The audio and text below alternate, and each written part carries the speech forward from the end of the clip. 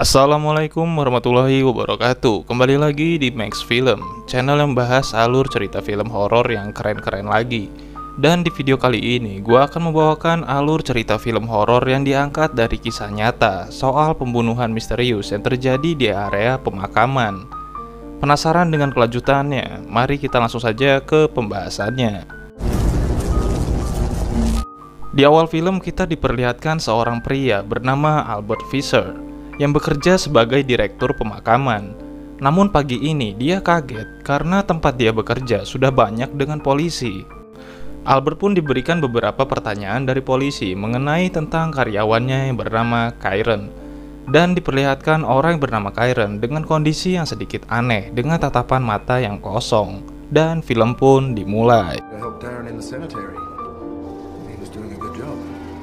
Diperlihatkan kejadian beberapa hari sebelum polisi datang ke tempat Albert bekerja.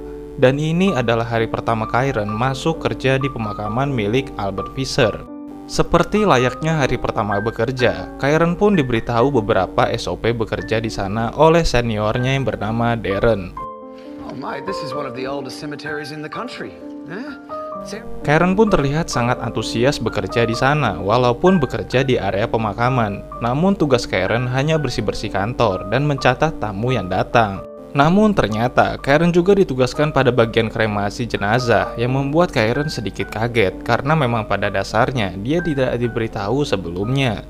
Namun karena Karen membutuhkan pekerjaan, dia pun menerimanya dengan lapang dada. Pada scene yang lain, kita diperlihatkan seorang preman sekaligus pengedar narkoboy yang bernama Tom sedang menanyakan keberadaan uangnya pada salah satu wanita yang menjadi kaki tangan Tom untuk mengedarkan narkoboy. Karena wanita itu telat memberikan uangnya yang membuat Tom marah kepadanya.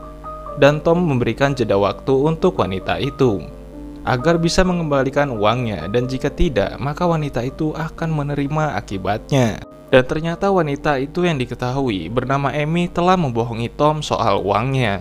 Karena ternyata uang itu digunakan oleh Amy untuk diberikan kepada kenalannya untuk bertahan hidup.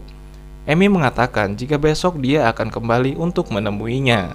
Dan janji untuk tidak memberitahu siapapun soal ini, karena Amy sekarang dalam kondisi yang tidak aman.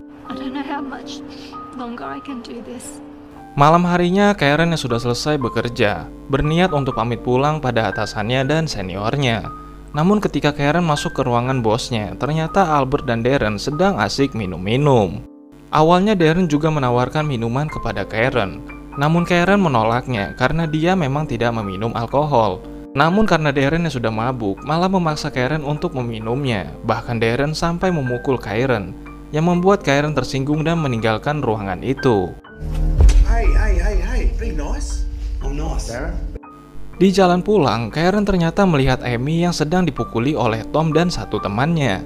Dan Karen pun langsung menolong Amy, namun karena 2 lawan 1, malah membuat Karen yang dipukuli oleh preman-preman itu. Dalam kondisi yang terengah-engah, kita diperlihatkan kejadian 1 bulan sebelumnya, yang mana ternyata Karen bekerja di salah satu restoran. Diperlihatkan setelah Karen bekerja, bahkan Karen juga sempat berbagi pada orang tua yang membutuhkan, yang kebetulan ternyata orang tua itu adalah orang yang diberikan uang oleh Amy sebelumnya. Namun ternyata kejadian itu tidak sengaja dilihat oleh salah satu teman dari Tom yang terlihat sangat tidak suka dengan sikap Karen yang baik kepada orang tua itu. Dan benar saja, pada malam harinya ternyata orang itu mengganggu Karen yang sedang bekerja di restoran itu dan memaksa Karen untuk memberikan makanan. Namun karena memang sudah malam, jadi sudah tidak ada makanan tersisa. Maka Karen pun menyuruh pria itu untuk pergi. Tapi tidak lama dari situ, ternyata bos pemilik restoran itu tiba-tiba saja datang dan membantu Karen untuk mengusir Tom dan temannya. Namun Tom malah memukul pemilik restoran itu. Karen yang melihat itu langsung marah dan memukul Tom dan temannya agar mereka berdua bisa pergi dari sana. Dan setelah kejadian itu, Karen pun dipecat oleh pemilik restoran dan akhirnya harus bekerja di pemakaman sekarang. Jadi, ternyata Karen memang memiliki dendam sendiri kepada Tom dan temannya itu, karena dia telah membuat Karen kehilangan pekerjaannya di restoran sebelumnya. Kembali ke masa sekarang, terlihat Karen yang datang pagi-pagi untuk mulai bekerja di pemakaman itu. Namun Karen kaget karena kantor itu terlihat berantakan karena sehari sebelumnya dia sudah merapikan semuanya. Karen pun memutuskan untuk menelpon Darren untuk menanyakan sebenarnya apa yang terjadi karena dia tahu bahwa yang terakhir berada di sana adalah bosnya dan seniornya yang bernama Darren. Namun ketika Karen menelpon Darren, Karen seperti melihat sesuatu yang memperhatikannya. Karen pun mencoba untuk mengeceknya, namun tidak ada siapa-siapa. Karena Karen tidak mau berpikir lebih panjang lagi, Karen pun memutuskan untuk kembali bekerja seperti biasa. Namun ternyata diperlihatkan ada bercak darah di halaman, namun Karen tidak melihatnya dan terus berjalan menuju ke ruangan kremasi untuk bersih-bersih di sana. Namun anehnya, alat itu tiba-tiba saja tidak bisa hidup, yang membuat Karen pun bingung dan menelpon Darren untuk menanyakan alat itu yang mungkin saja sudah rusak. Dan Karen juga mengatakan kepada Darren bahwa apa yang terjadi tadi malam karena semua kantor sangat berantakan. Karen mengusulkan bagaimana jika kita panggil polisi saja, takutnya ada perampokan. Were you in here last night by any chance? Namun ketika Darren mendengar kata polisi, Darren malah menyuruh Karen tidak melakukan apapun dan menyuruhnya untuk menunggunya yang 20 menit lagi akan sampai di sana karena dia masih mencuci mobilnya. Setelah 20 menit, Darren pun sampai di sana dan melihat Karen yang sedang bersih-bersih di ruangannya. Namun anehnya, Darren malah menyuruhnya untuk keluar dari ruangannya dan jangan sentuh apapun di sini. Dan dia juga akan memperbaiki mesin kremasi itu. Anything in here, okay? Nothing. Namun setelah Darren mencoba untuk memperbaiki alat kremasi itu, malah terjadi kejadian yang aneh, yang mana lampu-lampu yang ada di ruangan itu tiba-tiba saja terputus.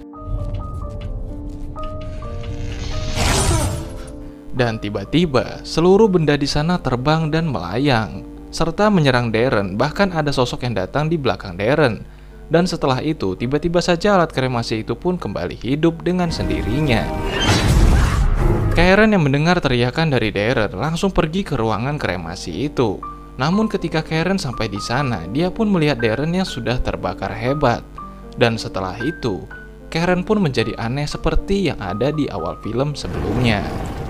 Setelah itu, karena tidak memiliki bukti apapun soal kematian Darren, Albert dan Karen pun dipersilakan untuk pulang oleh polisi. Namun ketika di rumah, sikap Karen terlihat aneh dan tidak bicara apapun kepada sahabatnya. Bahkan ketika pacarnya memberikan mie kesukaan Karen, Karen malah melihat mie itu menjadi cacing. Pacarnya Karen benar-benar merasa sangat tidak tega melihat kondisi Karen dan hanya bisa menangis. Pacarnya meminta tolong Felix yang sebagai sahabat dari Karen juga untuk menjaga Karen karena pacarnya harus kembali ke asrama dan tidak bisa menemani Karen malam ini. Namun ternyata kejadian yang ditakuti pacarnya Karen pun terjadi, di mana tubuh Karen menjadi aneh dan Karen langsung berlari keluar seperti orang yang kerasukan. Ternyata Karen menuju ke tempat Tom dan temannya berada dan langsung memukuli Tom dan langsung berlari ke arah pemakaman tempat Karen bekerja. Tom pun dengan cepat mengejar Karen karena merasa tidak terima telah dipukul oleh Karen. Tapi tidak disangka-sangka, kantor tempat Karen bekerja terjadi hal-hal yang aneh. Dan setelah itu Tom pun merasa diserang oleh sesuatu yang Tom tidak bisa lihat, yang membuat Tom pun tewas digantung di atas pohon. Pacarnya Karen yang datang ke rumah Karen kaget melihat Karen yang sudah terbaring di lantai dengan kaki yang kotor. Tapi untungnya pacarnya dengan cepat mengangkat tubuh Karen dan langsung membawanya ke tempat Felix bekerja. Namun tiba-tiba Karen terbangun dan langsung lari keluar, yang membuat pacarnya dan Felix itu kehilangan keberadaan Karen. Pada scene selanjutnya, ternyata Albert didatangi oleh temannya Tom yang menanyakan soal uang. Entah apa hubungan antara mereka berdua. Tapi Albert tidak mau memberikan uang dan mengatakan jika Tom sudah tewas. Jadi dia tidak takut oleh temannya itu dan menyuruh orang itu pergi dari rumahnya. Namun sebelum pergi, orang itu malah mengancam Albert dengan mengatakan bahwa dia akan memberitahu kepada polisi. Namun Albert tidak takut karena menurutnya gelandangan seperti dia tidak akan dipercayai oleh polisi. Setelah itu Albert pun masuk ke rumahnya dan dia kaget karena ternyata Karen sudah ada di rumahnya. Dan langsung menangkapnya menuju ke tempat pemakaman. Dan Karen langsung menyeret tubuh Albert menuju ke tempat kremasi itu. Albert yang takut langsung memohon kepada Karen untuk melepaskannya. Namun tiba-tiba saja tubuh Karen menjadi aneh dan kejang-kejang. Let me go. You don't have to do this.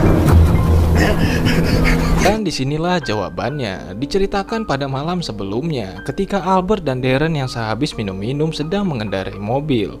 Yang kebetulan juga di mana Amy sedang dipukuli oleh Tom dan temannya itu, yang membuat Amy berlari ke arah jalan.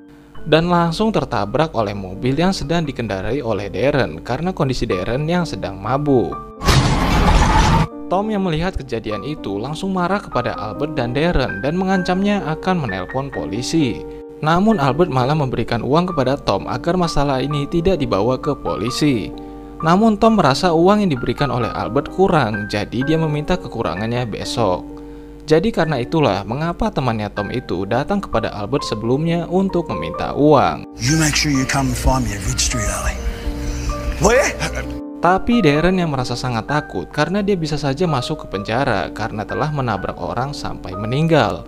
Namun Albert malah mengatakan kepada Darren untuk membawa mayat wanita ini ke area pemakamannya. Dan ternyata Albert membawa ke tempat kremasi itu untuk dibakar, jadi dia mengira dia bisa menghilangkan barang bukti. Namun ketika mayat itu akan diangkat, ternyata Amy masih hidup, namun dalam kondisi yang sangat kritis. Darren yang melihat itu merasa bimbang dan mengusulkan kepada Albert bagaimana jika kita membawanya saja ke rumah sakit. Namun Albert malah menyuruhnya untuk memasukkan Amy ke dalam alat kremasi itu.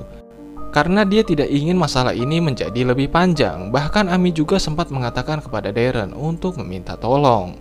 Tapi karena Albert terus memaksa Darren, Darren pun mau tidak mau memasukkan Amy yang masih dalam kondisi hidup masuk ke dalam alat pembakaran itu. Kembali pada masa sekarang, yang mana tiba-tiba saja Albert diserang oleh sosok hitam yang langsung membunuh Albert. Setelah itu ternyata pihak kepolisian datang ke area pemakaman itu dan melihat Karen yang keluar dari ruangan kremasi itu tiba-tiba saja terjatuh. Dan ketika dilihat di atas genteng, terlihat Albert sudah berada di sana dalam kondisi yang sangat mengenaskan. Pada scene selanjutnya diperlihatkan Karen dan pacarnya serta Felix sedang mengendarai mobil yang keluar dari area pemakaman itu, yang mana Karen tiba-tiba saja melihat Amy di pinggir jalan. Namun anehnya, pacar Karen mengeluarkan air mata karena sebenarnya sosok Karen yang ada di sampingnya bukanlah Karen. Dan diperlihatkan ada abu sisa pembakaran dari kremasi yang tertulis nama Karen. Dan film pun tamat. Oke, itu aja alur film dari World of Souls yang diangkat dari kisah nyata, walaupun kita tidak diberitahu mengapa Karen bisa meninggal. Tapi film ini benar-benar rekomen untuk kalian tonton. Gua akhiri, wassalamualaikum warahmatullahi wabarakatuh.